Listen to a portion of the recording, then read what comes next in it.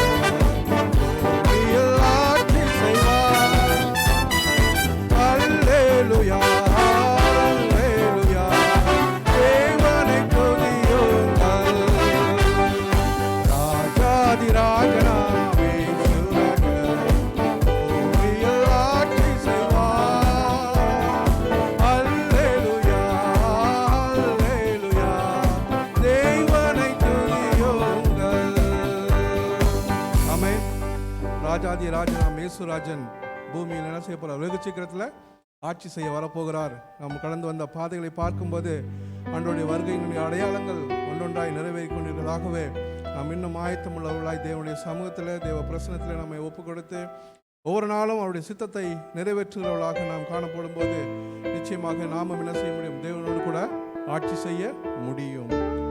தொடர்ந்து நாம் ஒரு சங்கீதத்தை வாசிக்கலாம். 138வது சங்கீதம்.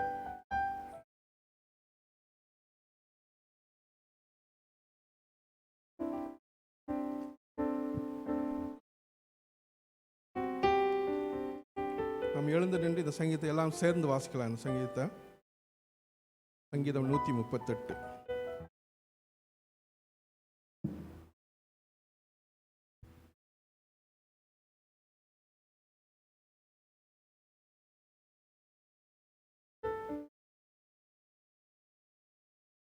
சங்கீதம் 138. உம்மை என் முழு இருதயத்தோடும் துதிப்பேன், தேவர்களுக்கு முன்பாக உம்மை கீர்த்தனம் பண்ணுவேன். உமது பரிசுத்த ஆலயத்திற்கு நேராக நான் பணிந்து உமது கிருபை நிமித்தமும் உமது உண்மை நிமித்தமும் உமது நாமத்தை துதிப்பேன்.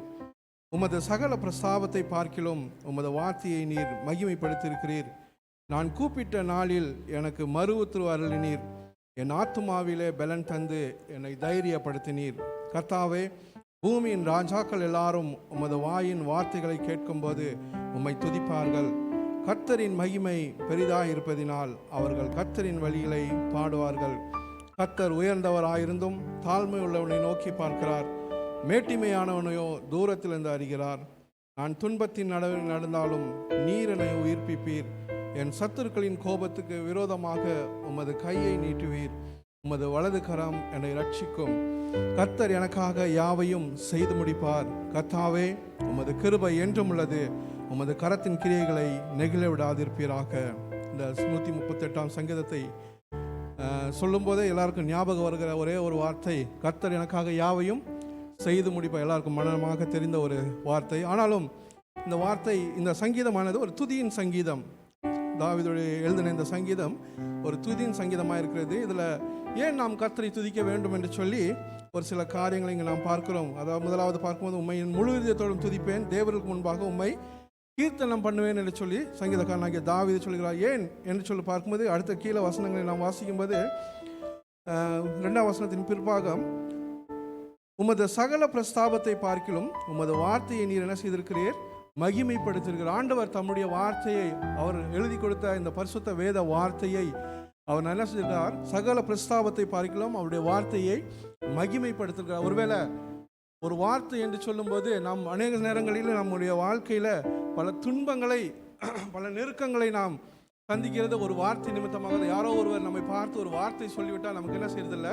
நம்முடைய மனம் தாங்கிறதில்லை. அப்படி சொல்லிட்டாங்களே, எப்படி சொல்லிட்டாங்களே சொல்லி நாம் வேதனைப்படுகிறோம்.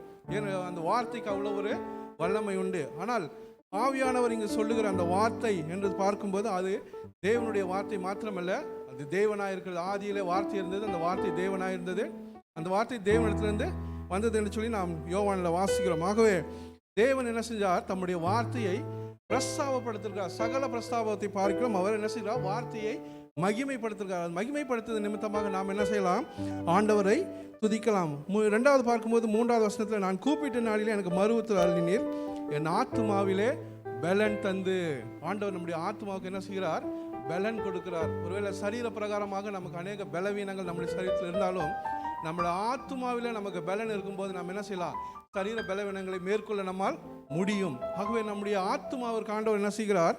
பலன் தருகிறார். ஆகவே நாம் என்ன செய்யலாம்? காலையில் கர்த்தரை துதிக்கலாம். இப்படி அநேக காரியங்கள் உண்டு. ஆனால் நமக்கு நேரம் குறைவாக இருக்கிறபடினால தேவனுடைய சமூகத்தில் இருக்கிற நீங்களும் நானும் ஆண்டவருடைய வார்த்தையை நினைத்தும் தேவன் நமக்கு கொடுத்த பலனுக்காக, ஆத்மாவில் நமக்கு கொடுத்த பலனுக்காக நாம் என்ன செய்யலாம்? ஆண்டவரை ஸ்தோத்திரிக்கலாம். ஒருவேளை நாம் கடந்து வந்த பாதை நமக்கு எல்லாருக்குமே நன்றாக தெரிந்த ஒரு பாதை தான் இல்லையா? எத்தனை நெருக்கடிகள் நடந்தது, தேசம் எப்படி ஆனது, உலக நாடுகள் என்ன செய்தது, எல்லாவற்றையும் நாம் தினம் தினம் நியூஸில் என்ன செய்கிறோம்?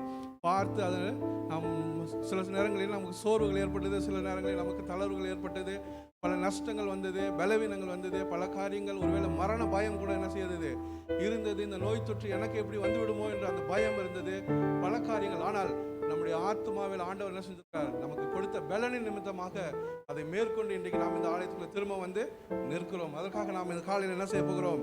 ஆண்டவரை ஸ்தோத்திரிக்க போகிறோம். நம்முடைய இடங்களில் அப்படியே நம் கண்களை மூடி பயபக்தி நேராக திருப்பி நாம் ஆண்டவரை ஆராதிக்கலாமா?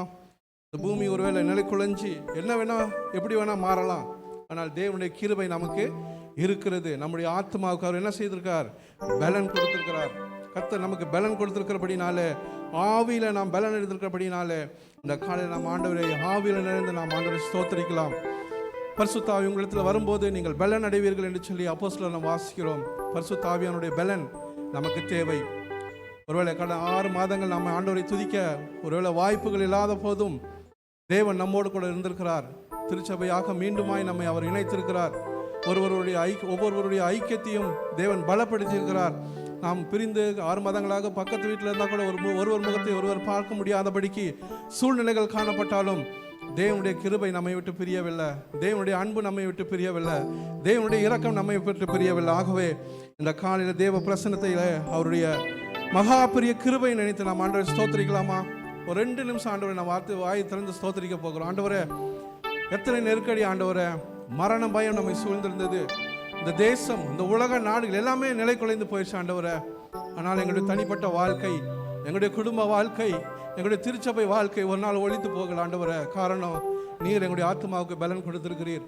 உங்களுடைய வார்த்தை எங்களுக்குள்ள இருந்தது ஆண்டவரே. நீர் எங்களுக்கு கொடுத்த வாக்கு தத்துவம் எங்களுடைய வாழ்க்கையில பெரிய காரியங்களை செஞ்சது அப்பா. நீர் எங்களுடைய வாழ்க்கையில கொடுத்த அந்த வாக்கு தத்துவத்தினாலே நாங்கள் தேற்றப்பட்டோமே. நீர் எங்களுக்கு கொடுத்திருக்கிற அந்த வார்த்தையினாலே நாங்கள் பலப்படுத்தப்பட்டிருக்கிறோமே. உங்களுடைய வார்த்தை எங்களுடைய ஆத்மாவுக்கு பலன் கொடுத்தது ஆண்டவரே. அதற்காக ஸ்தோத்திரம் என்று சொல்லலாமா? ஹல்லேலூயா, உமக்கு நன்றி ஆண்டவரே. ஸ்தோத்திரம் ஸ்தோத்திரம் ஸ்தோத்திரம் ஸ்தோத்திரிக்கிறேன் ஆண்டவரே. தேவனே உமக்கு நன்றி ஆண்டவரே. எங்களுடைய ஆத்மாவுக்கு பலன் கொடுத்தவரே உமக்கு நன்றி ஆண்டவரே. நீர் மகா பெரிய தேவன் என்பதை ஆண்டவரே எங்களுடைய வாழ்க்கையில் அனுபவிக்க கொடுத்த கிருபைக்காய் ஸ்தோத்திரம் ஆண்டவரே. ஆண்டவரே, நாங்கள் கல்லையோ மண்ணையோ வணங்க வரல ஆண்டவரே. நாங்கள் ஆராதிக்கிற தேவன் அவர் ஜீவனுள்ள தேவன் ஆண்டவரே. ஹல்லேலூயா, உமக்கு நன்றி ஆண்டவரே. ஜீவனுள்ள தேவனை ஜீவனோடும், உண்மையுள்ள தேவனை உண்மையோடும் ஆண்டவரே நாங்கள் தொழுது கொள்ள வந்திருக்கிறோம் ஆண்டவரே. எங்களை ஒரு விஷயம் கூட கண்ணோக்கி பாருங்க ஆண்டவரே. ஹல்லேலூயா. நான் நிற்கும் பூமி நிலை குழைந்து அழிந்தாலும், என் நம்பிக்கையின் அஸ்திவாரம் அசைந்தாலோ, நான் நிற்கும் பூமி நிலை குழைந்து அழிந்தாலோ, என் நம்பிக்கையின் அஸ்திவாரம் அசைந்தாலோ, நான் நம்புவதற்கு ஒன்றுமில்லை என்றாலோ, நம்புவேன் என் இயேசு ஒருவரை. சொல்லலாமா? நான் நம்புவதற்கு ஒன்றுமில்லை என்றாலோ, நம்புவேன் என் இயேசு ஒருவரை.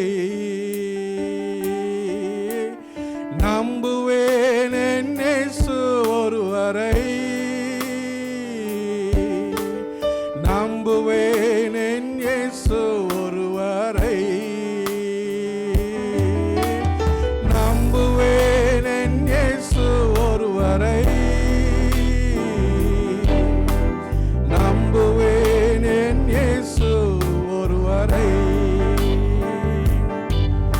என் பாதையெல்லாம் அந்தகாரம் சூழ்ந்தாலும், வாழ்க்கை முடிந்தது மறுவாழ்வு இல்லை என்றாலும், என் பாதையெல்லாம் அந்தகாரம் சூழ்ந்தாலும், வாழ்க்கை முடிந்தது மறுவாழ்வு இல்லை என்றாலும், என்னை தேற்றுவதற்கு யாரும் இல்லை என்றாலும், நம்புவேன் என் இயேசு ஒருவரை.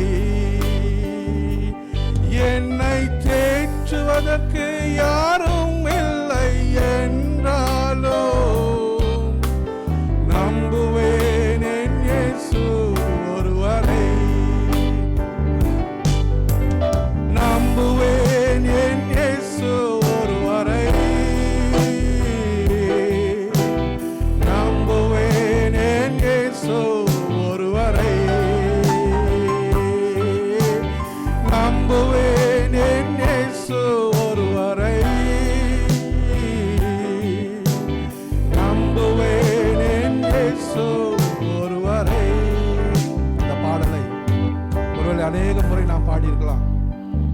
நேரங்கள் இந்த பாடல் நம்மை தேற்றியிருக்கலாம். ஆனால் இந்த காலகட்டங்களில் விசேஷமாக இந்த பாடலுடைய வரிகள், என் பாதையெல்லாம் அந்தகாரம் சூழ்ந்தாலும், வாழ்க்கை முடிந்தது மறுவாழ்வு என்றாலும், என்னை தேற்றுவதற்கு யாரும் இல்லை என்றாலும், நம்புவேன் என் இயேசு ஒருவரை.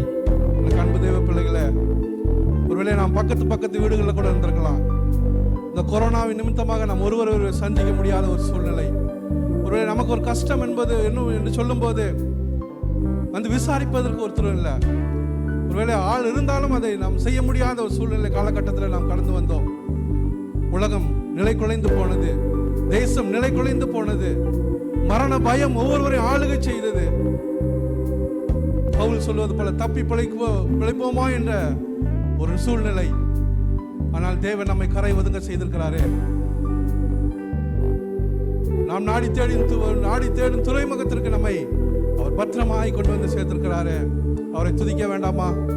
அவருடைய கிருபை எவ்வளவு பெரியது, அவருடைய தயவு எவ்வளவு பெரியது. நான் நிற்பதும் நிர்மலமாகாமல் இருப்பதும் உடைய கிருபை என்று சொல்லி வாசிக்கிறோமே. அந்த வார்த்தை, தேவன் அந்த வார்த்தையை மகிமைப்படுத்திருக்கிறாரே. ஹல்லேலூயா.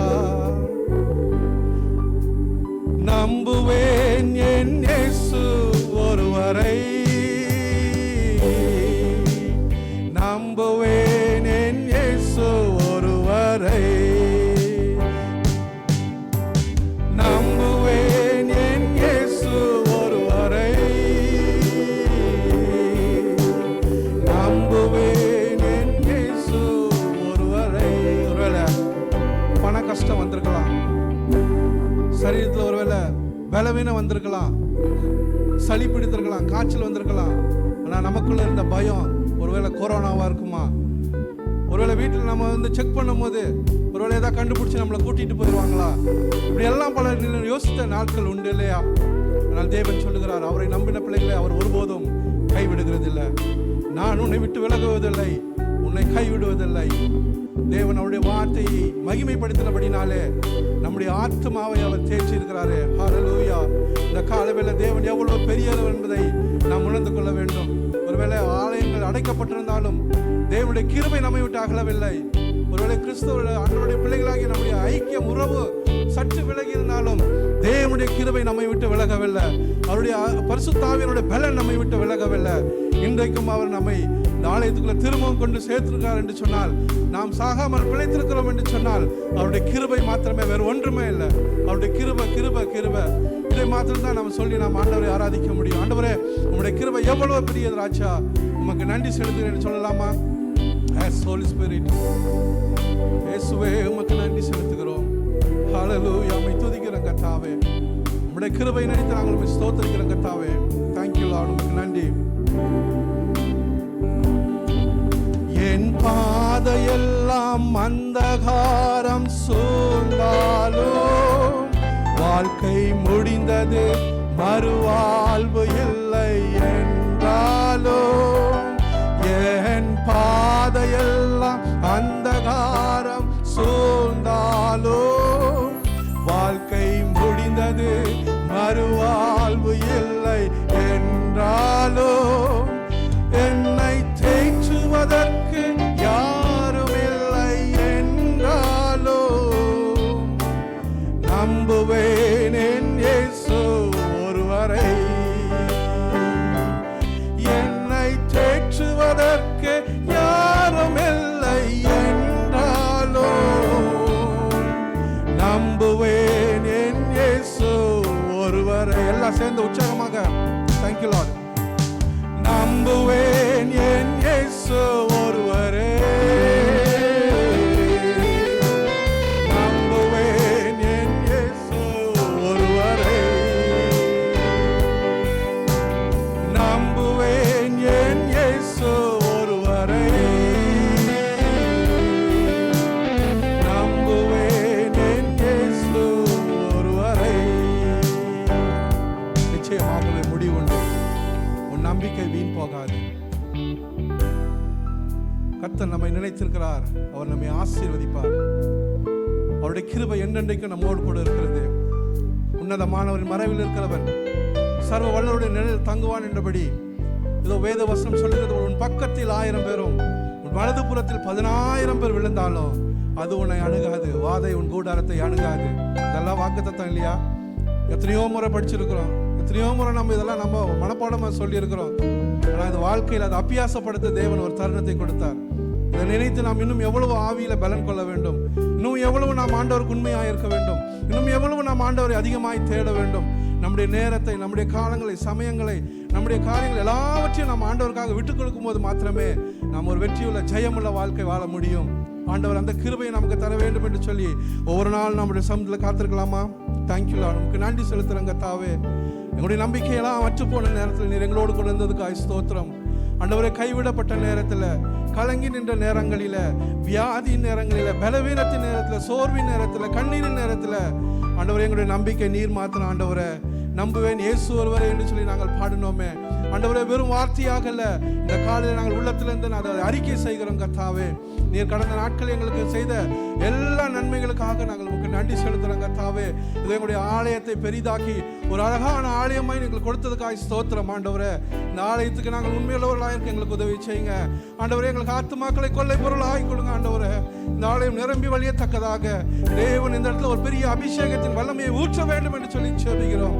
எல்லா விதமான அந்தகார வல்லமைகள், சத்துருவின் கிரியைகள் ஆண்டவரே, உங்களுடைய ஊழியத்துக்கு விரோதமாக, ஊழியக்காரருக்கு விரோதமாக, இந்த ஆலயத்துக்கு விரோதமாக எழும்புகிற பொல்லாத சத்துருவின் கிரியைகளை உம்முடைய நாமத்தினால நாங்கள் எதிர்கொள்கிறோம் ஆண்டவரே. ஆயா, நீ பெரியவர் சுவாமி. ஆண்டவர், உமக்கு நிகரான தேவன் ஒன்றுமில்லை ஆண்டவரே. நான் கர்த்தர், நான் மாறாதவர் என்று சொன்னீங்களே. நேற்றும் இன்றும் என்றும் மாறாத தேவன், வல்லமையுள்ள தேவன், இன்றைக்கும் உயிரோடு இருக்கிறதுக்காக ஸ்தோத்திரம். எங்களுடைய விண்ணப்பத்தின் சத்தத்தை நீர் கேட்கிறதற்காக ஸ்தோத்திரம் ஆண்டவரே. அன்றைக்கு சாலமோன் கட்டின தேவாலயத்தில் ஆண்டவரே ஏறெடுக்கப்பட்ட விண்ணப்பங்களுக்கு உம்முடைய செவிகள் கேட்கிறவைகளாக, உம்முடைய கண்கள் பார்க்கிறவைகளாக இருந்தது போல ஆண்டவரே, இந்த முந்தின ஆலயத்தின் மகிமையை பார்க்கலாம், பிந்தின ஆலயத்தின் மகிமையை நீ பெரிதாக்க வல்லமையுடைய தேவனாக இருந்து ஆண்டவரே, இங்கே ஏறெடுக்கப்படுகிற விண்ணப்பங்களுக்கு ஆண்டவரே உம்முடைய செவிகள் கேட்கிறவைகளாக, உம்முடைய கண்கள் பார்க்கிறவைகளாக இருக்கட்டும் ஆண்டவரே. எங்களுடைய பாவங்களை மன்னிங்க, எங்களுடைய சாபங்களை மன்னிங்க, எங்களுடைய துணிகரமான காரியங்களை மன்னிங்க ஆண்டவரே. எங்களுடைய நிர்விசாரங்களை மாற்றுங்க ஆண்டவரே. இன்னும் ஆவில நாங்கள் பலன் கொள்ள உதவி செய்யுங்க. சத்ருவை மேற்கொள்ள அதிகாரம் கொடுங்க ஆண்டவரே. உம்முடைய கிருபை எங்களை தாங்கட்டும் ஆண்டவரே. தொடர்ந்து வருகிற நாட்கள் இன்னும் ஆண்டவரே இந்த ஆராதனையானது உமக்கு பிரியமானதாய் காணப்படட்டும். தொடர்ந்து நீர் எங்களோடு கூட இடைப்படுங்க ஆண்டவருடைய வார்த்தையை கொண்டு எங்களோடு பேசுங்க. கர்த்தர் நல்லவர் என்பதை நாங்கள் இன்னும் அதிகமாக எங்களுடைய வாழ்க்கையில ருசிக்க, அனுபவிக்க தேவன் கிருபை தருவீராக. ஏற்றுக்கொள்ளும் வழி நடத்தும் எங்கள் மீட்பரும் ரட்சகரும் ஆகிய இயேசுவின் மூலம் ஜெபம் கேளும் நல்ல பிதாவே, ஆமென்.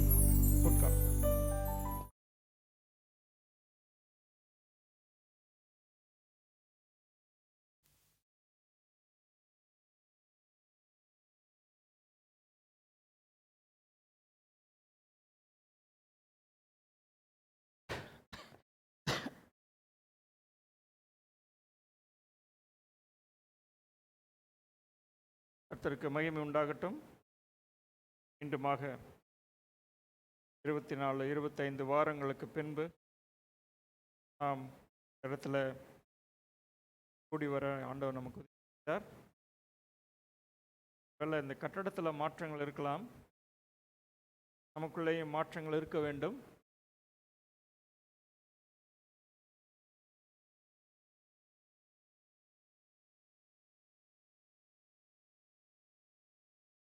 மேலேயும் வருவதற்கு கொஞ்சம் ஏற்பாடு பண்ணியிருக்கிறோம். மேலே இருக்காங்களா? ஏதாச்சும் வந்தால் மேலேயும் இருக்கலாம். இங்கே இவ்வளோ பேர் அமர முடியும். வேலையெல்லாம் முடிக்க ஆண்டவர் உதவி செய்தார். நான் முடிஞ்சிருச்சுன்னு நினச்சி எலக்ட்ரீஷியனை நேற்று வர சொல்லி கொஞ்சம் வேலை செய்ய சொன்னால், அப்போது ஒரு 5,000-6,000 ரூபாய்க்கு பொருள் வாங்க வேண்டியிருந்தது. இழுத்துக்கிட்டே இருக்கேன். வேலையெல்லாம் கொஞ்சம் முடிக்க கொண்டு ஸ்தோத்திரம். ஜெபித்த, கொடுத்து உதவிய, ஆதரவு அளித்த எல்லாருக்கும் நன்றி. ஆண்டவர் உங்களை தொடர்ந்து ஆசீர்வதிப்பார். நீங்கள் தொடர்ந்து ஜெபிக்கணும். கட்டடம் இருக்கு, ஆனால் பாதுகாக்கணும். அதில் நமக்கு ஆத்துமாக்கள் வேண்டும். அதற்காகவும் ஜெபிக்க வேண்டும். இந்த காலையிலேயும் நிறைய இடைஞ்சல் தான் வர்றதுக்கு. அரசாங்க அனுமதி இருக்கிறது. அவங்க கொடுத்துருக்கிற அந்த வரையறைக்கு உட்பட்டு அனுமதி இருக்கிறது. அதை பின்பற்றி தான் இவ்விதமான ஏற்பாடுகளை நாம் செய்கிறோம். தொடர்ந்து இதை வைக்கலாம் என்று சொல்லி நினைக்கிறேன். நாட்டில் இருக்கிற கொரோனா தொற்று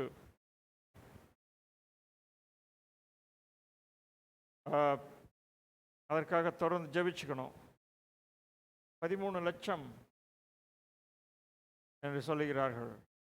13,000 பேர் இறந்திருக்கிறார்கள்.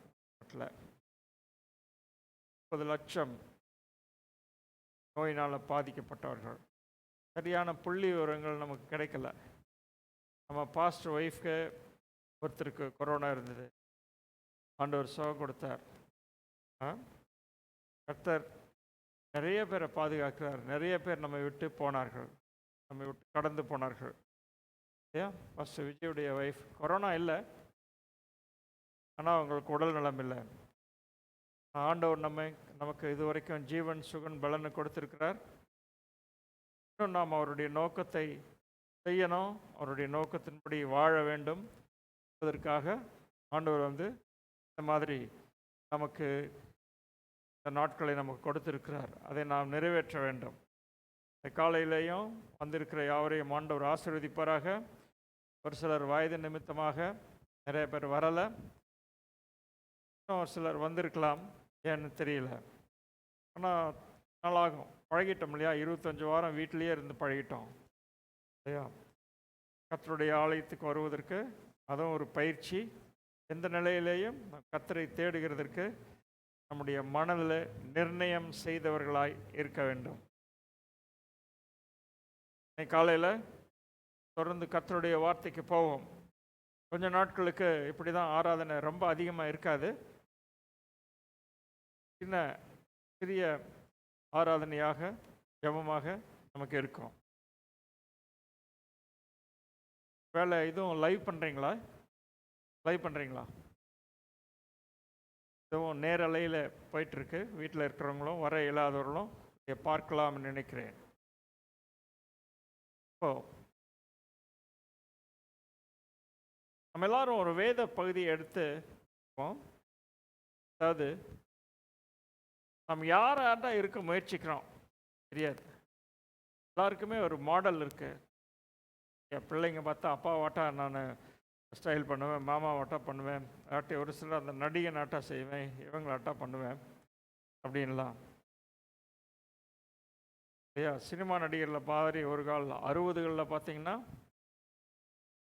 ஒரு பேர் என்ன, முடிய மேலே தூக்கி ஒருத்தர் இருப்பார், பாட்டு பாடுறவர், பாகவதரா. ஆமாம், அவர் மாதிரி எல்லோரும் முடிய வச்சுருப்பாங்க பெரிய ஆட்கள்லாம் பார்த்தீங்கன்னா. அதுக்கப்புறம் கொஞ்சம் வந்தது ஜெய்சங்கர், எம்ஜிஆர், நடிகர்கள் மாதிரி. இப்போ யார் மாதிரின்னு தெரியலை. மாதிரி வேத பகுதியில் பார்க்குறப்போ மத்தேயு 5வது அதிகாரம் 43 48 வரைக்கும். மத்தேயு 5வது அதிகாரம் 43 48 வரைக்கும்.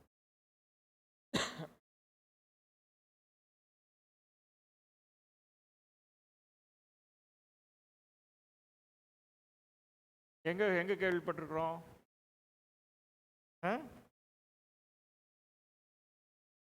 கேள்விப்பட்டிருக்கோம்? கேள்விப்பட்டிருக்கீங்களா?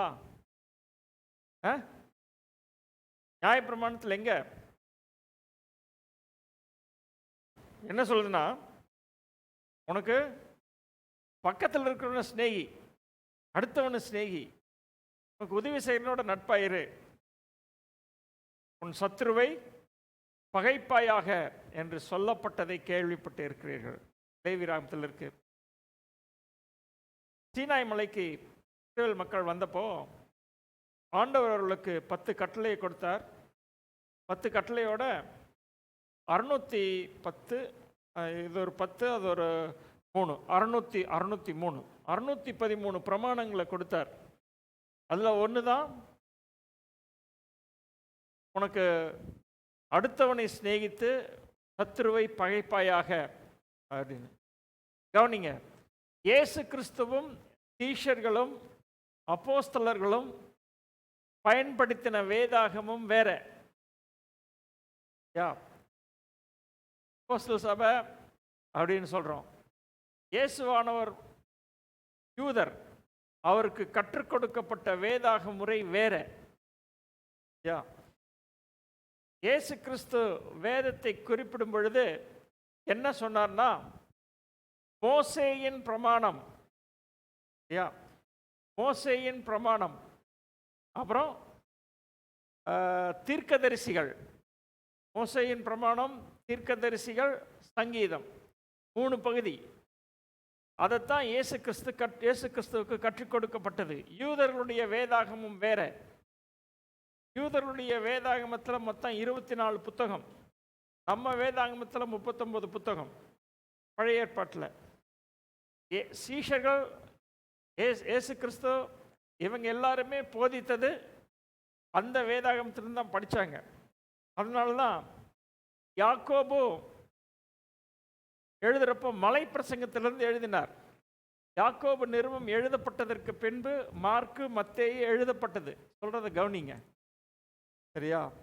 அதனால் யாக்கோபு நிருபத்தை வாசித்தா முதல் அதிகாரத்தில் அது அறிமுகம்.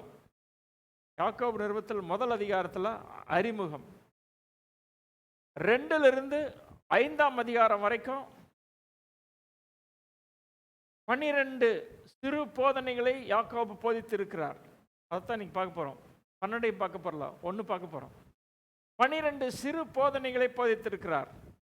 யாக்கோபு போதித்தது இயேசு கிறிஸ்துவின் மலை பிரசங்கம். அப்போ எந்த புத்தகமும் எழுதலை. யாக்கோபு நிருபம் எழுதப்பட்டப்போ எந்த புத்தகமும் எழுதலை, சரியா? அப்போது அந்த மலை பிரசங்கமும் நீதிமொழிகள், குறிப்பாக முதல் 9 அதிகாரம், முதல் 9 அதிகாரங்கள், நீதிமொழிகள் முதல் 9 அதிகாரத்திலிருந்து யாக்கோபு எடுத்து போதித்திருக்கிறார். ஒன்லைனர், பழமொழி மாதிரி, சரியா? பழமொழி மாதிரி.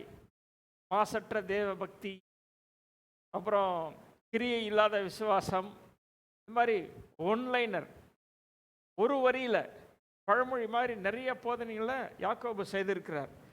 இன்னைக்கு அந்த விஷயத்தான் பார்க்க போகிறோம். யாக்கோபு நிருபத்தை வாசிக்கிறப்போ முதல் எழுதப்பட்டது யாக்கோபு நிருபம் தான் பைபிளில், விசுவாசிகளுக்கு. புதிய ஏற்பாட்டில் வந்த விசுவாசிகளுக்கு பைபிள்லாம் கிடையாது. ரட்சிக்கப்பட்டவங்களுக்கு அவங்க படித்தது பழைய ஏற்பாடு. அப்புறம் யாக்கோபு எழுதின நிருபம், இவங்க எழுதின கடிதங்கள், அதில் முதல்ல எழுதுனது யாக்கோபு நிருபம். அப்போது இன்னொரு நாள் சொல்கிறேன், இயேசு கிறிஸ்து எந்த வேதத்தை பயன்படுத்தின பைபிளில் இருக்குது, அவர் எப்படி பயன்படுத்தி இருக்கிறார் அப்படின்னு சொல்லி. ஓகே, இன்னைக்கு முந்தினவர்களுக்கு சொல்லப்பட்டது. ஆனால் 44 நான் உங்களுக்கு சொல்லுகிறேன், உங்கள் சத்துருக்களை சிநேகியுங்கள், உங்களை சபிக்கிறவர்களை ஆசீர்வதியுங்கள், உங்களை பகைக்கிறவர்களுக்கு நன்மை செய்யுங்கள், உங்களை நிந்திக்கிறவர்களுக்காகவும் துன்பப்படுத்துகிறவர்களுக்காகவும் என்னன்னு ஜெபம் பண்ணோம்? உங்களை நிந்திக்கிறவர்களுக்காக, துன்பப்படுத்துறவர்களுக்காக, வார்த்தையில், செயலில், சரியா, டெலிஃபோனில், நேரடியாக இல்லை, மறைமுகமாக. எப்படி ஜெபம் பண்ணோம்? என்னென்னு ஜெபம் பண்ணோம்? அவங்கள மாற்று திருத்துன்னு இல்லை, ஆண்டவரே அவங்களுக்கு உதவி செய்யுங்க. ஏன் ஒருவேளை அவங்க ஒரு வைராக்கியத்தில் அப்படிலாம் தெரியாமல் செய்யலாம், அவங்க செய்கிறது ரைட்டாக இருக்கலாம், ஆனால் உண்மையை சரியாக விளங்கி உதவி செய்யும் அப்படின்னு சொல்லி. அப்போ அவர்களுக்கு, இயேசு கிறிஸ்துவ விசுவாசிகளுக்கு மலை பிரசங்கத்தில் மக்களுக்கு புதிய கற்பனையை சொல்கிறப்ப இயேசு கிறிஸ்து என்ன சொன்னார்? 44 நான் உங்களுக்கு சொல்லுகிறேன். இது பழசாக இருந்தது, இதையெல்லாம் செய்வேங்க. எத்தனை விஷயம் இருக்கு? உங்கள் சத்துருக்களை சிநேகியுங்கள், அப்புறம் சபிக்கிறவர்களை ஆசீர்வதியுங்க, எரிச்சல்ல சபிக்கிறவர்களை ஆசீர்வதியுங்கள், அப்புறம் உங்களை பகைக்கிறவர்களுக்கு நன்மை செய்யுங்கள், உங்களை நிந்திக்கிறவர்களுக்காகவும் உங்களை துன்பப்படுத்துகிறவர்களுக்காகவும் ஜெபம் பண்ணுங்கள். இப்படி செய்வதனால் நீங்கள் பரலோகத்தில் இருக்கிற உங்கள் பிதாவுக்கு புத்திரராயிருப்பீர்கள், பிள்ளைகளாயிருப்பீர்கள். ஆண்டவருடைய பிள்ளை அப்படின்னா இதை செஞ்சீங்கன்னா பரலோகத்தில் இருக்கிற உங்கள் பிதாவுக்கு நீங்கள் பிள்ளைகளாய் இருப்பீர்கள். சரி, அவர் என்ன செய்கிறார்? அவர் தீயோர் மேலும் நல்லோர் மேலும் தமது சூரியனை உதிக்க பண்ணி. வெதர் வெளியே பாருங்க, கிளைமேட் எவ்வளோ ப்ளசண்ட்டாக இருக்கு. எல்லாம் திறந்து வச்சு உட்கார்ந்தோம்னா உட்கார முடியாது, சூடு. மேலே பில்டிங் இருக்குது, கீழே ஒன்றும் தெரியலை. திறந்து வச்சே ரொம்ப அருமையாக இருக்குது. இது நமக்கு மாத்திரம்தானே? எல்லாருக்குமா? நல்லோர் மேலும் தீயோர் மேலும் சூரியனை உதிக்க பண்ணி. அப்புறம் என்ன செய்கிறாரு? நீதி உள்ளவர்கள் மேலும் அநீதி உள்ளவர்கள் மேலும் மழையை பெய்ய பண்ணுகிறார். எல்லாருக்கும் மழை பெய்யுது, எல்லாருக்கும் வெயில் அடிக்குது, எல்லாருக்கும் வெள்ளாமை வருது, எல்லாருக்கும் வேலை கிடைக்குது, எல்லாருக்கும் சம்பளம் கிடைக்குது, எல்லாரும் கடன் கட்டுறாங்க, எல்லாரும் நல்லா இருக்கிறாங்க. யா, ஆண்டவரை நம்புறவங்க மாத்திரங்களா? எல்லாருக்கும் இருக்க சொத்து. சரியா? அப்போ 46, உங்களை சிநேகிக்கிறவர்களே நீங்கள் சிநேகிப்பீர்களானால் உங்களுக்கு பலன் என்ன? ஆயக்காரரும் அப்படியே செய்கிறார்களே. ஆயக்காரனா கலெக்டர்ஸ், பணம் வசூல், வரி வசூல் பண்ணுறாங்களே அவர்களும் அப்படியே செய்கிறார்களே. சரியா? உங்கள் சகோதரை மாத்திரம் வாழ்த்துவீர்களானால் நீங்கள் விசேஷித்து செய்கிறது என்ன? ஆயக்காரரும் அப்படி செய்கிறார்களே. ஆகையால் பரலோகத்தில் இருக்கிற உங்கள் பிதா பூரண சற்குணராய் இருக்கிறது போல நீங்களும் பூரண சற்குணராய் இருங்கள். பூரண சற்குணர்னா என்ன அர்த்தம்? பூரண சற்குணர்னா என்ன அர்த்தம்? ஓ, பைபிள் வாசிக்கிறீங்களா? பூரண சற்குணர்னா என்ன அர்த்தம்? அது இங்கிலீஷில். தமிழில் என்ன அர்த்தம்? நற்குணங்கள் உடையவர்களாக இருங்க. ஆண்டவர்கிட்ட தீய குணம் இருக்குன்னு தெரியாது. Character development. ஆண்டவரை மாதிரி இருக்கணும் அப்படின்னு சொல்லி நான் முயற்சி செய்யணும். பூரண சற்குணராய் இருங்கள் அப்படின்னு சொல்கிறார். இதைத்தான் யாக்கோபு 1, அதாவது யாக்கோபனுடைய போதனையெல்லாம் இயேசு கிறிஸ்து மலை பிரசங்கம், அதை அமைஞ்சதுதான் 12 ஷார்ட் டீச்சிங்ஸ் யாக்கோபில். 1வது அதிகாரம் 2 to 4 வரைக்கும்.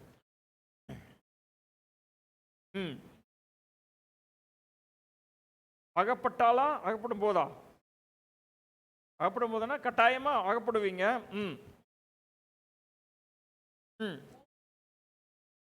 பொறுமையை உண்டாக்கும் என்று அறியுங்கள். அதாவது பல விதமான சோதனைகளை நீங்க மாட்டிக்குவீங்க, அகப்படுவீங்க, மாட்டினால மாட்டிக்குவீங்க. அப்போ உங்கள் விசுவாசத்தின் பரீட்சை. விசுவாசத்துக்கு பரீட்சை இருக்கு. அதாவது கிறிஸ்தவ வாழ்க்கைக்கு பரீட்சை இருக்கு. கிறிஸ்தவ வாழ்க்கைக்கு பரீட்சை இருக்கிறது. பலவிதமான சோதனைகளில் அகப்படும் போது, 1, 2 இல்லை, பலவிதமான சோதனைகள் அகப்படும் போது உங்கள் விசுவாசத்தின் பரீட்சையானது பொறுமையை உண்டாக்கும் என்று அறிந்து. பொறுமை வேணா என்ன செய்யணும்? அதை மிகுந்த சந்தோஷமாக எண்ணுங்கள். சரி, நீங்கள் ஒன்றிலும் குறைவுள்ளவர்களாய் இராமல் என்னது? பூரணராயும். யாக்கோபு 1:4, நீங்கள் ஒன்றிலும் குறைவுள்ளவர்களாய் இராமல் பூரணராயும் நிறைவுள்ளவர்களாயும் இருக்கும்படி பொறுமையானது. 2 இடத்துல பூரணம் வருது, கவனிங்க. யாக்கோபுல பூரணம் அப்படிங்கிற வார்த்தை 7 இடத்துல வருது.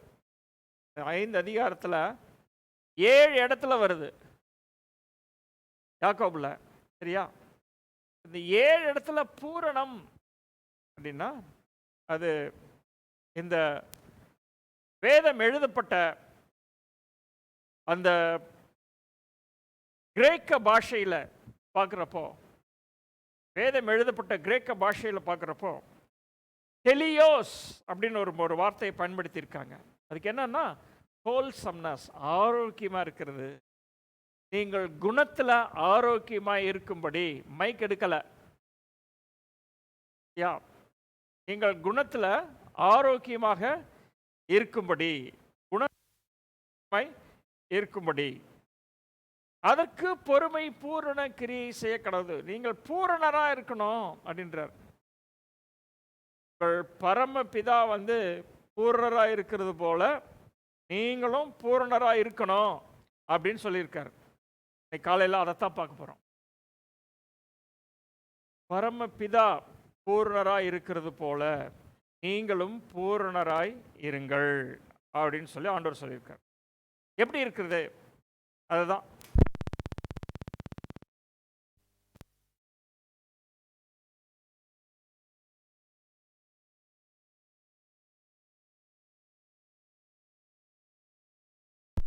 மாறுவது. ஒவ்வொரு நாளும் பரலோக பிதாவாட்டா குணநலனுடையவர்களாய் மாறுவது எப்படி அப்படின்னு பார்க்கணும். அதுக்கு தான் இங்கே இந்த நிருபத்தில் இருக்கு.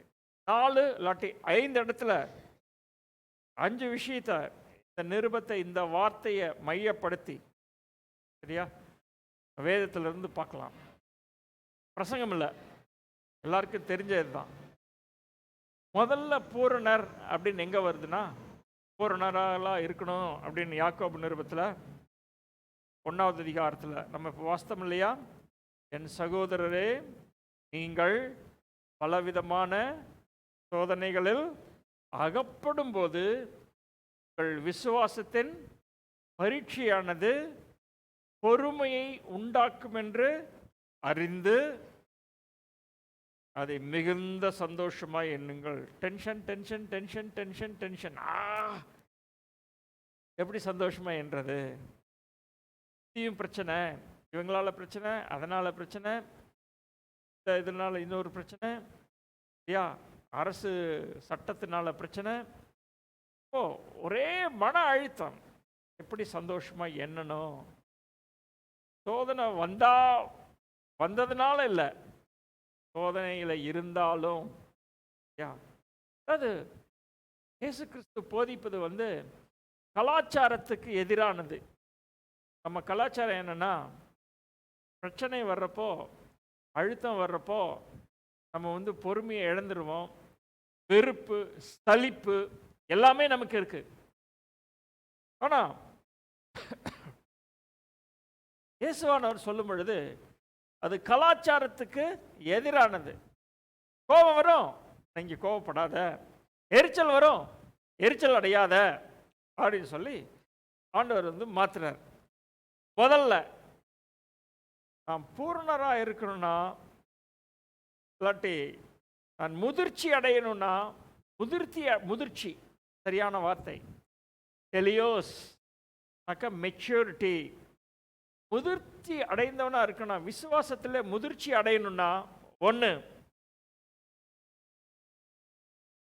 உபத்திரவங்களில் பொறுமையை கையாள கற்றுக்கொள்ள வேண்டும்.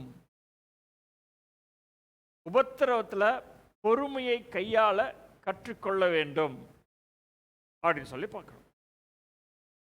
உபத்திரவம் இருக்கும். யாக்கோபு இயேசுவானவர் மரணத்திற்கு பின்பு கிறிஸ்துவை ஏற்றுக்கொண்டார், ரட்சிக்கப்பட்டார். அவங்களுக்கு வேதமெல்லாம் நல்லா தெரியும். அதனால தான் முதல் பெந்தெகோஸ்தே நாளில் ஏற்படுத்தப்பட்ட ஆலயத்தில், திருச்சபையில் அவர் லீடராக, தலைவராக இருந்தார். ரொம்ப வாழ்க்கையில் அனுபவம். அவருடைய கால் ஒட்டக கால் மாதிரி இருக்கும், முழங்கால் ஒட்டக கால் மாதிரி.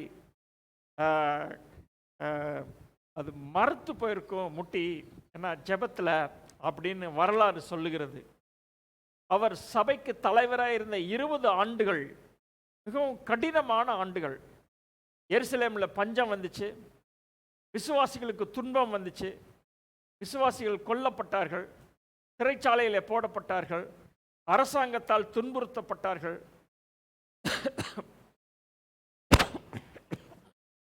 எருசலேமை விட்டு அநேக ஊர்களுக்கு அவர்கள் துரத்தப்பட்டார்கள், சிதறி போனாங்க. இப்படிப்பட்ட சமயத்தில் ரொம்ப பொறுமையுள்ள மனிதனாக காணப்பட்டார். அவருக்கும் துன்பம் இருந்துச்சு. அவரும் எருசலேமில் இருக்க முடியல. அவர் ஸ்பெயினுக்கு போயிட்டார். ஸ்பெயினுங்கிறப்போ பிரான்ஸ் பக்கத்தில் போனார். பிரான்ஸில் இருந்தார். அங்கே தான் அவரை சிறைச்சேதம் பண்ணினார்கள், அவரை கொன்று போட்டார்கள். பிரான்ஸில் அவருடைய கல்லறை மேலே ஒரு ஆலயம் கட்டப்பட்டிருக்கிறது. சென்னையில் சாந்தோமில் தோமாவின் கல்லறையின் மேலே ஒரு ஆலயம், ரோமில் பேதுருவின் கல்லறையின் மேலே ஒரு ஆலயம், ஸ்பெயினில் அங்கே யாக்கோபின் கல்லறையின் மேலே ஒரு ஆலயம். 3 இடத்துல, எல்லா இடத்துலையும் கேத்தலிக் சர்ச் கட்டி வச்சிருக்கு. சரி, இப்போ பார்ப்போம். அவருக்கு தெரியும் லைஃப் இஸ் வெரி ஹார்ட், வாழ்க்கை ரொம்ப கஷ்டமானது, வாழ்க்கை சுலபமானதல்ல. தன்னுடைய விசுவாசத்திற்காக யாக்கோபு கொலை செய்யப்பட்டார். அதனால தான் அவர் சொல்றாரு, வாழ்க்கையில் சோதனை, வாழ்க்கையில் பரீட்சை நமக்கு கொடுக்கப்பட்டிருக்கிற ஒரு வரம், ஈவு. எதுக்கு? நம்ம குணத்தை மேம்படுத்துவதற்கு, நற்குணத்தை வளர்த்து கொள்ள ஆண்டவர் நமக்கு கொடுத்த ஒரு ஈவு. ஆகையினால அதை மகிழ்ச்சியாக எண்ணுங்கள். நெருக்கம் இருந்துச்சுன்னா, உத்தரவு இருந்துச்சுன்னா, அழுத்தம் இருந்துச்சுன்னா, வேலையிலையோ வீட்டிலையோ நிறைய அழுத்தங்கள் இருக்குது. வியாதியில் பிரச்சனை இருக்குது, உறவினர்களால் பிரச்சனை இருக்குது, நண்பர்களால் இருக்குது, சூழ்நிலைகளால் இருக்குது. அதனால் இப்போ இன்னைக்கெல்லாம் நீட் எழுதுகிறாங்க. நம்ம பிள்ளைங்களாம் 2-3 பேர் எழுதுகிறாங்க, நீட் எழுதுகிறாங்க. ஒரே நாளில் 3 பேர் தற்கொலை பண்ணாங்க. டீனில் இருக்கிறவங்க, நீட் எழுத போகிறவங்க, பயமாக இருக்குது, அழுத்தமாக இருக்குது, அதனால் தற்கொலை பண்ணிக்கிறேன், இன்னும் மனசில் புரியலை நீட்டுக்கு. 3 பேர் ஒரே நாளில் தமிழ்நாட்டில். எத்தனை உயிரில் பலி வாங்கியிருக்கு இல்லையா? அப்போ என்னன்னாக்கா, பிரச்சனைகளை சமாளித்தல், அதைய சந்தோஷமா என்றது ஏன் பொறுமையை உண்டாக்கும் என்று அறிந்து, கிரியேட்ஸ் என்டியூரன்ஸ், டெவலப்பிங் என்டியூரன்ஸ் இன் ட்ரையல்ஸ். அதுதான் கிறிஸ்டியன் மெச்சூரிட்டி. பிரச்சனைகளில் சகிப்புத்தன்மையை, பொறுமையை, என்ன பண்ணுறது, சகிச்சுதான், இல்லை இல்லை இல்லை இல்லை, இதை நான் சமாளித்து கொள்ளணும். 1வது இல்லையா? அடுத்தது அந்த வசனத்தை பார்க்குறப்போ 2ஆம் அதிகாரம் எடுங்க, யாக்கோபு 2ஆம் அதிகாரம், யாக்கோபுலேயே தான் 8வது வசனம் பாருங்க.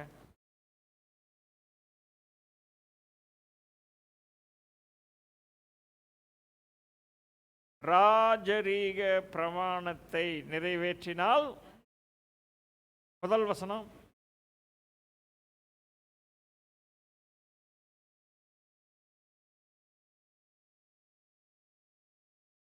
பட்சபாதத்தோடு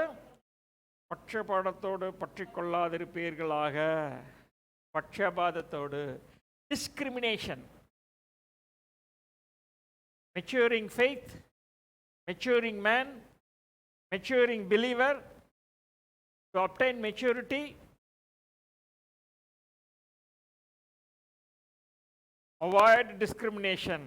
பட்சபாதத்தை தவிர்க்க பழகிக்கொள்ள வேண்டும். என்ன சொல்றாரு?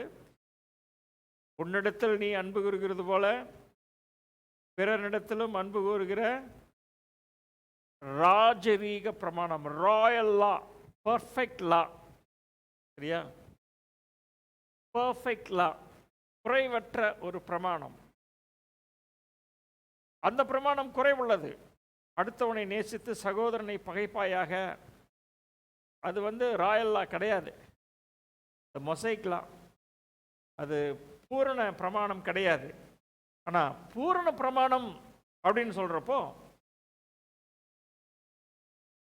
Love your neighbour as you love your self.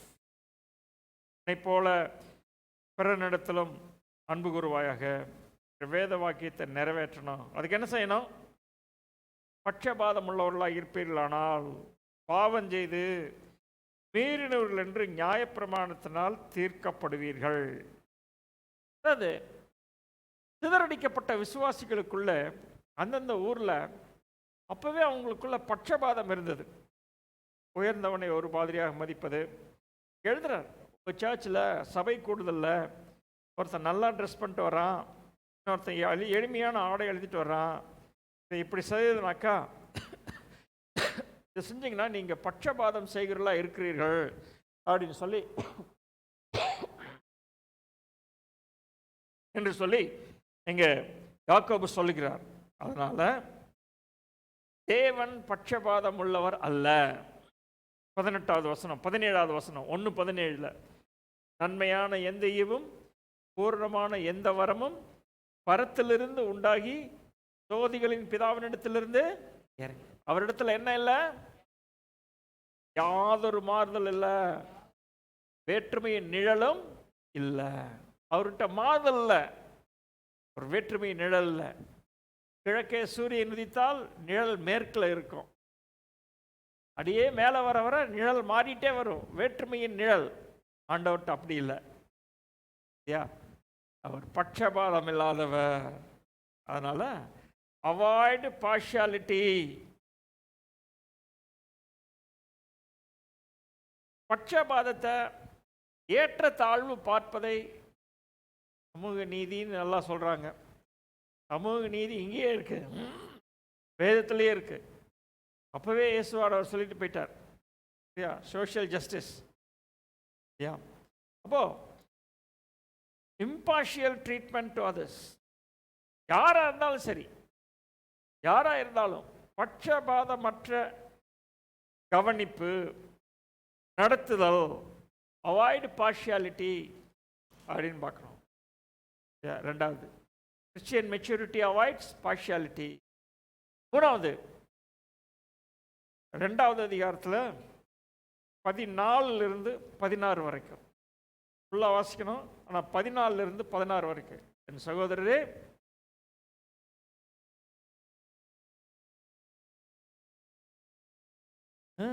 விசுவாசம் இருக்கு, அதெல்லாம் செயலில் இல்லை. செயலில் இல்லை, என்னால் காட்ட முடியல அப்படின்னா அவங்களுக்கு அதனால் பிரயோஜனம் இல்லை. அந்த விசுவாசம் அவனுக்கு பயன்படாது, ரட்சிக்காது. ஒரு சகோதரனாவது சகோதரியாவது வஸ்திரம் இல்லாமலும் அனுதின ஆகாரம் இல்லாமலும் இருக்கும்போது அவனை பார்த்து சமாதானத்தில் போ, குளிர்காய், பசியாறு அப்படின்னு சொல்லி சரீரத்துக்கு வேண்டியவைகளை கொடாவிட்டால் பிரயோஜனம் என்ன? அவன் தேவையை கொடுங்க, ஆண்டவர் நடத்துவார்னு சொல்கிறத அவனுக்கு இருக்கட்டும், சொல்லணும். ஆண்டவர் மேலே விசுவாசத்தை கொடுக்கணும், ஆனால் அவனுக்கு உதவி செய்யணும். தேவையை கொடுங்க அப்படின்னு சொல்லி. இப்போ விசுவாசம் கிரியைகளாதிருந்தால் தண்ணீர் தானே செத்ததாக இருக்கிறது. என்ன சொல்றாருன்னா, 2 உதாரணத்தை இங்கே சொல்றார். 2 உதாரணம். ஆபிரகாம், ராகாப் 2 பேரும் விசுவாசிச்சாங்க. ஆபிரகாம் விசுவாசிச்சார். ஆண்டவர் ஒரு பிள்ளையை தர வல்லவர். அந்த பிள்ளையை பலியாக கேட்குறார். அந்த பிள்ளையை நான் பலி செலுத்தினாலும் ஆண்டவர் எழுப்பி தர வல்லவர், மரித்தோரிலிருந்து எழுப்பி தர வல்லவர் அப்படின்னு சொல்லி. என்ன சொல்றதுன்னா, 22வது வசனம், விசுவாசம் ஆபிரகாமுடைய கிரியைகளோட முயற்சி செய்து, கிரியையினாலே விசுவாசம் நிறைவானது. Perfect faith. I must work out my faith. விசுவாசத்தை நான் செயல்படுத்தணும். கிரியைகளினாலே விசுவாசம் முயற்சி செஞ்சது பூரணத்துக்கு, நிறைவை அடைவதற்கு. அதனால maturity concentrates on working faith. விசுவாச முதிர்ச்சி, என்னுடைய பக்குவம், நான் முதிர்ச்சிக்கு வரணும்னா சரியா கிரியைகளுள்ள விசுவாசத்தில் கவனம் செலுத்தணும் அப்படின்னு பார்க்குறோம். சொல்றது பெருசு இல்லை, செய்யணும். செய்யற தர்ற அரசியல்வாதி மாதிரி இல்லை, சரியா? அரசியலில் சொல்லுவாங்க, செய்ய மாட்டாங்க நிறையா. அது மாதிரி இப்படி இல்லை. விசுவாசம் கிரியைகளோடு முயற்சி செய்கிறது. அதனால தான் ராகாப் என்னும் வேசி வேவுக்காரர்களை, தூதர்களை ஏற்றுக்கொண்டு வேறு வழியாய் விசுவாசிச்சான். சரி, அவங்கள பாதுகாத்தான். வேசி எல்லாரும் வந்துட்டு போவாங்க. இப்போ யார் வந்தால் அவங்க வீட்டுக்கு வந்தாங்க போயிட்டாங்கன்னு சொல்லிட்டான், ஒழிச்சு வச்சு மறைச்சு வச்சுட்டு மறுபடியும் அவங்கள பாதுகாத்தா. போய் சொன்னா அவங்கள பாதுகாத்தா. சரியா? அப்போ ஏன் கிரியைகளினாலே, அந்த கிரியைகளினாலே அவள் பாதுகாக்கப்பட்டாள். விசுவாசம் மாத்திரம் பத்தாது. So maturity works along with my faith. My faith, my works, they both try together. ரெண்டும் ஒண்ணா போகுது. faith and work, விசுவாசமும் கிரியையும் ரெண்டும் இருக்கணும். ரெண்டு ரெக்க மாதிரி. விசுவாசம் ஒரு ரெக்க, கிரியை இல்லைன்னாக்கா முடியாது, மேலே போக முடியாது, முன்னேறி போக முடியாது. விசுவாசமும் கிரியையும் இரு கண்கள் போல. ஒரு பக்கம் விசுவாசம் இருக்கணும், ஒரு பக்கம் கிரியை இருக்கணும். ஒரு நாணயத்தில் ரெண்டு பக்கங்கள், பூவா தலையா. அது மாதிரி கிரியை விசுவாசம். விசுவாசம் என்கிற நாணயத்திற்கு, கிறிஸ்தவ வாழ்க்கைக்கு, முதிர்ச்சிக்கு கிரியை விசுவாசம் ரெண்டுமே இருந்தால் தான் நம்ம முன்னே போக முடியும். Practical faith. 3 விஷயம் சொன்னேன். முதிர்ச்சி, maturity develops endurance in trials. சோதனை பரீட்சையில் சகிப்புத்தன்மையை மேம்படுத்துகிறது. அதனால் அது சந்தோஷமானது. அடுத்தது பட்சபாதத்தை தவிர்க்கிறது. பட்சபாதத்தை தவிர்க்கிறது. ஷேட் ஆஃப் வேரியேஷன், மாறுதல், வேற்றுமை நிழல், இது ரெண்டும் இருக்கிறது இல்லை. ஏன்னா we are trying to be like our heavenly Father. 3வது நடைமுறை விசுவாசம், செயல்படும் விசுவாசம், கிரியைகளுள்ள விசுவாசம். தட் இஸ் லிவிங் ஃபெய்த், ஜீவனுள்ள விசுவாசம். Word and deed. Word and deed, வார்த்தையும் செயலும். 3வது. 4வது, இந்த இதையே பார்த்தீங்கன்னா 2வது வசனம், 3வது அதிகாரத்தில் 2வது வசனம் என்ன சொல்லுது? நாம் எல்லாரும் அநேக விஷயங்களில் தவறுகிறோம். ஒருவன், அதாவது நான், ஒருவன் சொல் தவறாதவனானால் மெச்சூர்டு. என்னது? Maturity comes keeping up my promises. Maturity comes managing my mouth. Matured faith, maturity of faith manages my mouth. Maturity is mouth management. வார்த்தையை மேம்படுத்துவது, மேற்கொள்வது, இல்லாட்டி அதை ஆண்டு கொள்வது. நாக்கு உடலெல்லாம் ஆளுது. எவ்வளோ பெரிய மனிதனாக இருந்தாலும் என்னுடைய குணநலனை நாக்கு ஆளுகிறது. அதனால் கிறிஸ்துவ முதிர்ச்சி நான் போகிறேன் அப்படின்னா, பூரண புருஷன், மெச்சூர்டு மேன், டெலியோஸ். டெலியோஸ்னா என்னன்னா மஸ்குலின், டெலியோஸ் அப்படின்னு இருக்கு. டெலியோஸ்னா அவன் matured man, wholesome man, man of integrity. சரியா? அவன் ஒரு முதிர்ச்சி அடைந்த மனிதன், முதிர்ச்சி நோக்கி போகிற மனிதன். ஒரு மெச்சூரிட்டி இருக்கு. இதில் இஸ் வேர்ட்ஸ். ஒரு சிலருடைய வார்த்தையை நம்ப முடியாது. ஐயா வர்றேன்னு சொன்னார், வருவாரோ என்னமோ தெரியாது. ஒரு சிலரை பற்றி யோசிச்சா கட்டாயம் சர்ச்சுக்கு வந்துடுவாங்கன்னு தெரியும். ஒரு சிலர் வர்றேன்னு இருக்காங்க, வருவாங்களோ என்னமோ தெரியாது. Where is the assurance? Your mouth manifests, mouth management manifests maturity. சரியா? இதில் பார்க்குறப்போ, போன வாரம் ஆன்லைனில் பார்த்தப்போ ப்ரைசிங் அண்ட் கர்சிங் 3 இடத்துல சொல்கிறார். மேனேஜிங் மவுத்தை பற்றி, வேர்ட்ஸ், மேனேஜிங் வேர்ட்ஸை பற்றி. ப்ரைசிங் அண்ட் கர்சிங் ஒரே வாயிலிருந்து. மெச்சூரிட்டி அப்படி பண்ணாது. இல்லையா? ஆண்டவரை துதிக்கிறோம், மனுஷனை சபிக்கிறோம். இல்லையா? அதனாலேயே நாம் பிதாவாகிய தேவனை துதிக்கிறோம், தேவனுடைய சாயலின்படி உண்டாக்கப்பட்ட மனுஷரை அதனாலேயே என்னது சபிக்கிறோம், திட்டுறோம். சரியா? இப்படி இருக்கல் ஆகாது. ஒரே மரத்தில், அதாவது இயேசு கிறிஸ்து சொன்னார், இதை போன வாரமே நான் கம்பேர் பண்ணேன், இதில் ரொம்ப நேரம் இருக்க வேண்டாம்னு சொல்கிறேன். துதித்தல், சபித்தல், அப்புறம் நியாயந்தீர்த்தல். 4:11, யாக்கோபு 4:11.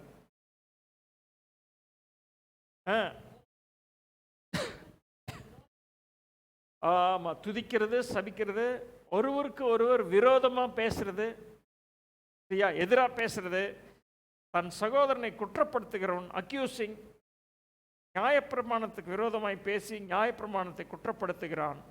நியாயப்பிரமாணத்தை குற்றப்படுத்துவாயானால் நியாயப்பிரமாணத்தின்படி செய்கிறவனாயிராமல் அதற்கு நியாயாதிபதியாய் இருக்கிறார். அதனால் ஆண்டவர் தான் அதை கொடுத்தவர், அவரே ரட்சிக்கவும் அழிக்கவும் வல்லவர். மற்றவனை குற்றப்படுத்துவதற்கு நீ யார்? Do not accuse others, indict others.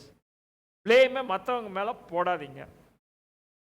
நீ ஏற்றுக்கோ, நான் ஏற்றுக்கணும், குறைய நான் ஏற்றுக்கணும். யா, அது மெச்சூரிட்டி. இன்னொரு இடத்துல சொல்கிறப்போ நாக்கை பற்றி 3 இடத்துல சொல்கிறார். 12வது வசனம், இயேசு கிறிஸ்து சொன்னதையே தான் சொல்கிறாரு. 5:12, விசேஷமாக என் சகோதரரே, வானத்தின் பேரிலாவது பூமியின் பேரிலாவது என்னது சத்தியம் பண்ணாதீங்க, ப்ராமிஸ் பண்ணாதீங்க. வேறெந்த ஆணையினாலாவது சத்தியம் பண்ணாதிருங்கள். ப்ராமிஸான்னு சொல்லாதீங்க. வானத்தில், பூமியில், சந்திரனுக்கு பொதுவாக, சூரியனுக்கு பொதுவாக, சமுத்திரத்துக்கு பொதுவாக நீங்கள் ஆக்கணைக்குள்ளாக தீர்க்கப்படாதபடிக்கு உள்ளதை உள்ளதென்றும், எஸ் எஸ், நோ நோ. சரியா? எதுலேயுமே ப்ராமிஸ் பண்ணாதீங்க. இயேசு கிறிஸ்து சொன்னார், அங்கே எருசலேம் மேலே பண்ணாத, மகாராஜாவை நகரம் வானத்தின் பேரில் பண்ணாத, அங்கே ஆண்டவர் இருக்கிறார். பூமியின் பேரில் பண்ணாத, ஆண்டவர் அதை படைச்சார். எதையுமே உருவாக்கல. அதுதான் இங்கே சொல்கிறார். Short teachings taken from the mount, sermon on the mount. யாக்கோபு இல்லை, இந்த செர்மன் ஆன் த மவுண்ட் பிரசங்கம் பண்ணுறப்போ அங்கே போகலை. யா, சொன்னவங்க கேட்டது, காதில் கேட்டது, அதெல்லாம் ஞாபகத்தில் வச்சு எழுதுகிறாங்க. பழைய ஏற்பாட்டில் எழுதுகிறவங்கெல்லாம் ரொம்ப ஞாபகம் வச்சுருப்பாங்க, ரொம்ப ரொம்ப ரொம்ப ஞாபகம் வச்சுருப்பாங்க. புஸ்தகங்களை பழைய ஏற்பாட்டில் எரேமியா தீர்க்கதரிசியின் புஸ்தகம்னா எரேமியா எழுதலை. எரேமியாவுடைய ஸ்கிரைப் ஒருத்தர் இருந்தார். ஸ்கிரைபுக்கு என்ன சொல்லுவாங்க? வேத பாரகன், ரைட்டர், அசிஸ்டன்ட் இருப்பாங்க. சரியா? அவர் சொல்கிறார், எரேமியா கூட்டு சொல்கிறார், இவர் நான் இந்த யோசியா ராஜா வந்தான்ல, எனக்கு ஆண்டவருடைய யோசியா ராஜா வந்ததிலிருந்து, நான் ஊழியத்துக்கு வந்ததிலிருந்து இதுவரைக்கும் சொன்ன வார்த்தையெல்லாம் எழுது. 38 வருஷம் ஆகுது, 25 வருஷம் மேலே. 25 வருஷமா நான் பண்ண பிரசங்கம், நான் சொன்ன தீர்க்கதரிசனம் எல்லாத்தையும் எழுது. 10 வருஷமா நீங்க பண்ண இதெல்லாம் எழுதுனா எத்தனை பேர் எழுத முடியும்? அப்போ அவன் பார்க்கு உட்கார்ந்து எழுதினான். 25-28 வருஷமா எரேமியா சொன்ன எல்லா தீர்க்கதரிசன வார்த்தையும் எழுதினான். எழுதி கொண்டு ராஜாட்ட கொடுத்தாங்க. எல்லாம் நடக்குது, எல்லாருக்கும் வாசித்தாங்க. ராஜா காதுலையும் வாசிச்சாங்க. பார்த்தான், இங்கே வாசிச்சாங்க. ஒரு கத்தி கொண்டு வா, கத்தி கொண்டு வந்தான். கத்தியில் அதை அந்த சுருளை அறுத்து எரிச்சிட்டான். உடனே எரேமியா கூப்பிட்டு, அவன் சொன்னதை மறுபடியும் எழுது. அவன் எரிச்சிட்டான்ல, நான் சொன்னதெல்லாம் மறுபடியும் எழுது. எத்தனை நாள் ஆச்சு தெரியும்? 25 வருஷமா, 30 வருஷமா அந்த எரேமியா சொன்ன தீர்க்கதரிசனம்லாம் உட்காந்து எழுதினான். ட்ரெமெண்டஸ் மெமரி அவங்களுக்கு இருந்துச்சு. இந்த மாதிரி டேபோ, இந்த மாதிரி ஃபோனோ எல்லாம் சேர்த்து வைக்கிறதுக்கு ஒன்றும் இல்லை, மெமரியில் போட்டு வைக்கிறதுக்கு. மைண்ட்லேருந்து வச்சு எழுதினான். அது மாதிரி யாக்கோபு எழுதியிருக்கிறார், மலை பிரசங்கத்தை ஞாபகம் வச்சு எழுதியிருக்கிறார். சரியா? அதனால் மவுத் மேனேஜ்மெண்ட், நாவை நான் பாதுகாக்கணும். நாக்கு ஆண்டவரே காவல் வைங்க. என்னுடைய மெச்சூரிட்டியை அதிகரிக்க உதவி செய்யும். என்னுடைய என்னுடைய என்னுடைய முதிர்ச்சி, கிறிஸ்துவ முதிர்ச்சி, நம்ம மாறிட்டே வர்றோம் இல்லையா? இதுலேயும் ஆண்டவர் மாறுறதுக்கு நமக்கு உதவி செய்யணும். கடைசியாக ஒன்று, அஞ்சாவது, Christian maturity what does it do? Yakkobu 3வது அதிகாரம்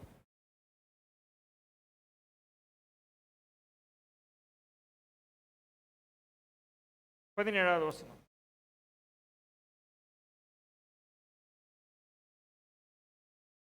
ம்.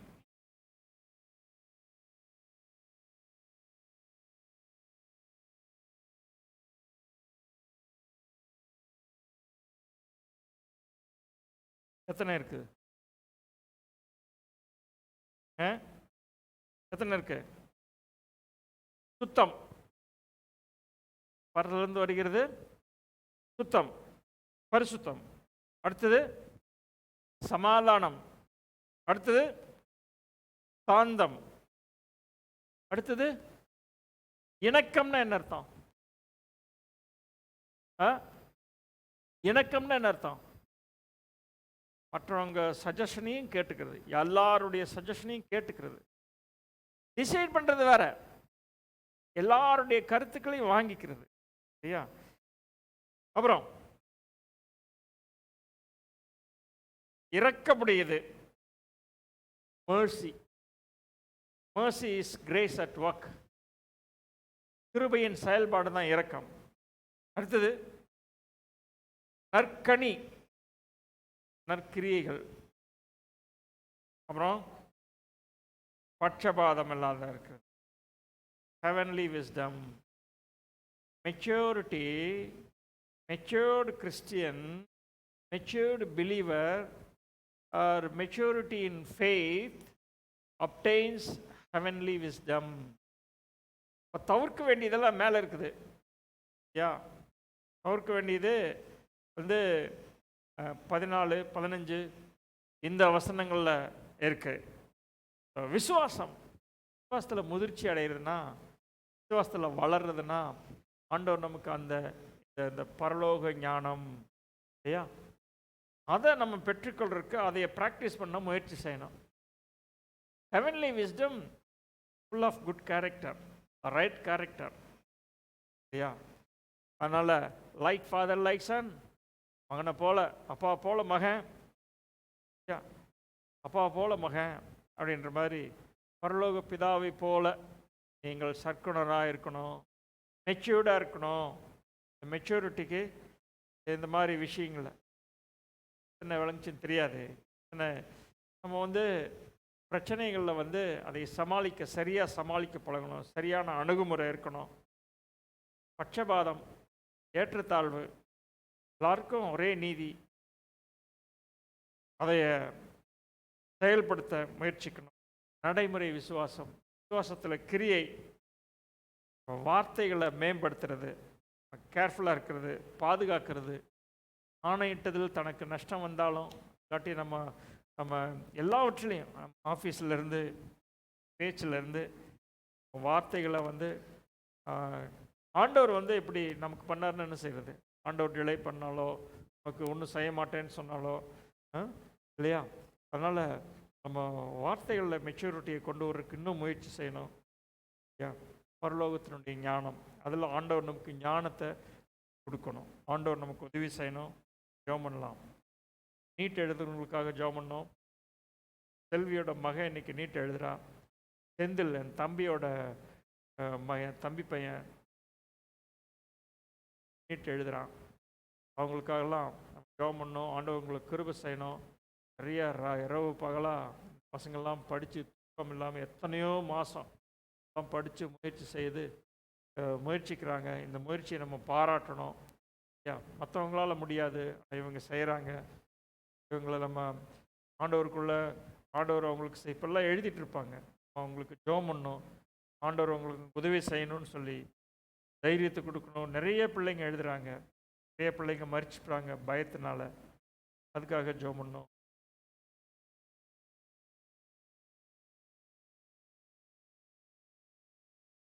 பிள்ளைகளை நினைக்கிறப்ப நம்ம பிள்ளைங்க, நாம் ஆண்டவருடைய பிள்ளைகள், அவர்கள் நம்முடைய பிள்ளைகள்.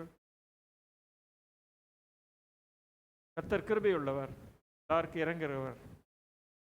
தமிழ்நாட்டில் இருக்கிற இந்த பிள்ளைங்கள்லாம் நிறைய பிள்ளைங்க நீட் எழுதுறாங்க.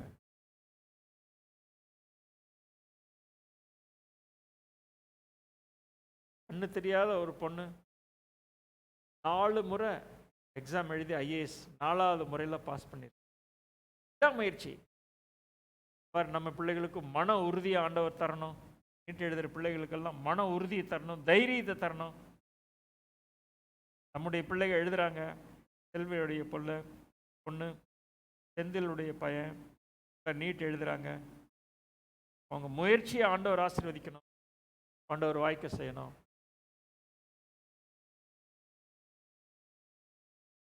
பரலோகத்தில் இருக்கிற உங்கள் பிதா பூரண சர்க்குணராக இருக்கிற போல, நற்குணராக இருக்கிறது போல நீங்களும் இருங்க. சர்க்குணம் அப்படின்னு பேர் வைக்கிறாங்க. ஹல்லேலூயா. துதிக்கிறோம். பரலோக பிதாவே, உமக்கு நன்றி செலுத்துகிறோம். ஆண்டவரே, நாங்கள் வளர வேண்டும் என்று நீர் விரும்புகிறீர்.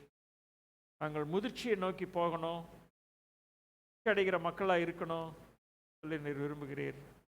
முதிர்ச்சியை நாங்கள் அடைவதற்கு எங்களுடைய பிரயாசத்தை நீர் வாய்க்க செய்யணும். வளர்வதற்கு நீர் எங்களுடைய வாழ்க்கையில் அனுமதிக்கிற பல சூழல்களுக்கு நினைத்து உம்மை நாங்கள் துதிக்கிறோம். அவைகளை நீர் அனுமதிக்கிறவர்களாக ஏற்றுக்கொண்டு அந்த சூழல்களை வெறுத்தாம, அதில் நாங்கள் ஆண்டவரே சலிப்பு தட்டாமல், எங்களை நாங்கள் பார்த்து, சூழ்நிலை அல்ல எங்களை பார்க்க, உம்மை பார்க்க, அதிலிருந்து பலனடைய உதவி செய்யும். நாள் காலையில் உம்மை தொழுது கொள்ள வந்த ஒவ்வொருவரையும் ஆசீர்வதிக்கணும். விசேஷமாக ஆண்டவரே, சபை மக்களுக்காக ஜெபிக்கிறோம். சபை குடும்பங்கள் ஒவ்வொருவருக்காக ஜெபிக்கிறோம். ஒவ்வொருவரும் வர இயலாதவர்கள், வீட்டில் இருந்து ஆராதனையை கவனிக்கிறவங்க, ஆண்டவரே பலவீனமாக இருக்கிறவர்கள், சுகவீனமாக இருக்கிறவர்கள், சிறு பிள்ளைகள், வாலிபர்கள், வயோதிபர்கள் எல்லாரையும் நினைவுக்கு வருகிறோம். ஒவ்வொரு மேலும் கர்த்தருடைய கிருபை இருக்கட்டும். இதுவரைக்கும் பாதுகாத்தீர், தொடர்ந்து இருக்கட்டும். அவர்களும் கிறிஸ்துவ முதிர்ச்சியை நோக்கி செல்ல, ஆண்டவரே இந்த முதிர்ச்சியை நோக்கி வளர, கடைசி நாட்கள் இதில் எங்களை நாங்கள் ஆயத்தம் பண்ணிக்கொள்ள உதவி செய்யும். இந்த நாளில் கொடுத்த இந்த இணைப்புக்காக, இந்த சந்திப்புக்காக, ஐக்கியத்திற்காக நன்றி செலுத்துகிறோம். இதனால் எல்லாம் நீட் எழுதுகிறாங்க இந்தியா பூரா. ஆண்டவரே, எங்களுடைய பிள்ளைகள் எழுதுகிறாங்க, தமிழ்நாட்டில் இருக்கிற பிள்ளைகள் எழுதுகிறாங்க, அநேக கர்த்தருடைய பிள்ளைகள் எழுதுகிறாங்க. ஆண்டவரே, செல்வியினுடைய மகளுக்காக ஜெபிக்கிறோம், செந்திலுடைய மகனுக்காக. ஆண்டவரே, அவங்கெல்லாம் எழுதிட்டு இருப்பாங்களே இந்த பிள்ளைங்கள்லாம், உடைய கிருபை அவர்களை சூழ்ந்து கொள்ளட்டும், உடைய சமூகம் அவர்களை சூழ்ந்து கொள்ளட்டும். ஆண்டவரே, அவங்க எந்த இடத்துல இருந்தாலும் சரி ஆண்டவரே, அவருடைய சூழ்நிலை உதவி செய்திடலும். நல்ல ஞாபக சக்தியை தாரோம், தைரியத்தை தாரோம். தேர்வு எழுதுவதற்கு உடைய கிருபையை வாய்க்க பண்ணும் என்று சொல்லி நாங்கள் கேட்கிறோம். ஒவ்வொரு மேலும் உடைய வல்லமை ஆண்டவரே அவர்களை தொடட்டும். உடைய அபிஷேகம் ஆண்டவரே, சிறப்பான ஒரு அபிஷேகத்தை கொடுத்து ஆண்டவரே கிருபையை கொடுத்து நீர் அவர்களுக்கு உதவி செய்யும் என்று கேட்கிறோம். நாமம் மகிமைப்படட்டும் ஆண்டவரே. அந்த ஒவ்வொருவரையும் ஆசீர்வதியும், அந்த ஒவ்வொருவரையும் ஆசீர்வதியும். இந்த நாளில் காலையில் திரும்பவும் நாங்கள் சந்திக்க அனுக்கிரகம் பாராட்டும் ஆண்டவரே. எல்லா தொற்றுக்களுக்கும் ஆண்டவரே, இப்போ இரவனோட இருளில் பயங்கரத்துக்கு, பகல் நடமாடும் கொள்ளை நோக்கி, மத்தியானத்தில் பாழாக்கும் சங்காரத்துக்கு பயப்படாதிருப்பாய். எல்லா பயத்தையும் நீக்கி தைரியம் கிருபைக்குள்ளாக ஒருவரை மூடிக்கொள்ளும் என்று சொல்லி கேட்கிறோம். தேவ கிருபை ஒருவரோடு இருக்கட்டும். கன மகிமை உமக்கு செலுத்துகிறோம். இயேசுவின் நாமத்தில் ஜெபிக்கிறோம் பிதாவே. ஆத்துமாவே கர்த்தரை ஸ்தோத்திரி, முழுவதுமே அவருடைய பரிசுத்த நாமத்தை ஸ்தோத்திரி. ஆத்துமாவே கர்த்தரை ஸ்தோத்திரி, அவர் செய்த சகல உபகாரங்களையும் மறவாதே. அவருடைய அக்கிரமங்களை எல்லாம் மன்னித்து, நோய்களெல்லாம் குணமாக்கி, பிராணனை அழிவுக்குலைக்கு மீட்டு, கிருபையினால் இரக்கத்தினால் முடித்து, நன்மையினால் அவன் வாயை திருப்தியாக்கிறார். அழுகுக்கு சமானமாக என் வயதை திரும்ப வாழ வைத்து போலாகிறது. கொடுக்கப்படுகிற யாவருக்கு கர்த்தர் நீதி நியாயத்தை. ஆமென். நம்முடைய ஆண்டவராக இயேசு கிறிஸ்து கிருபையும், பிதாவாகிய தேவனுடைய அன்பும், பரிசுத்த ஆவியானுடைய ஐக்கியமும் சிநேகமும் நம் அனைவரோடும் எப்போதும் இருப்பதாக. ஆமென். Praise the lord. கர்த்தர் உங்களை ஆசீர்வதிப்பார். காணிக்க பெட்டி அங்கே வச்சிருவாங்க.